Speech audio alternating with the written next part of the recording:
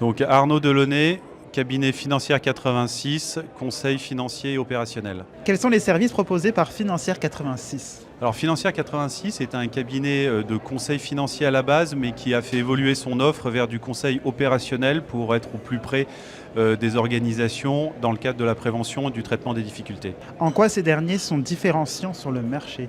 Nous intervenons avec une équipe plutôt senior qui ont souvent la double casquette donc d'une forte expertise financière et d'avoir exercé des responsabilités managériales au sein d'organisations qui ne sont pas forcément des sociétés de conseil.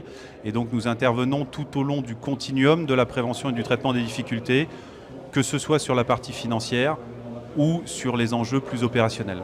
Dans quel contexte finalement intervenez-vous? Alors nous intervenons essentiellement sur les situations spéciales, c'est-à-dire sur les situations que rencontrent les entreprises au cours de leur vie qui ne relèvent pas de leur quotidien, à savoir des situations bien évidemment de difficultés, de sous-performance, mais aussi de mutation et de transactions, c'est-à-dire quand elles sont rachetées ou quand elles rachètent et qu'elles doivent intégrer des équipes. Parfois aussi lorsqu'il y a des crises de gouvernance ou des contentieux actionnariaux. Et du coup, quels sont les différents profils au sein de votre structure?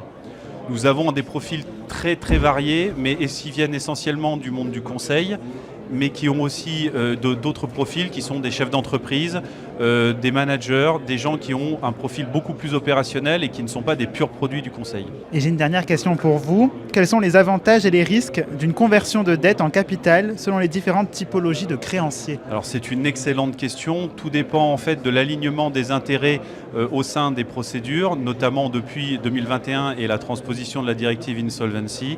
La notion d'intérêt de chacun des créanciers est vraiment au cœur de ces restructurations.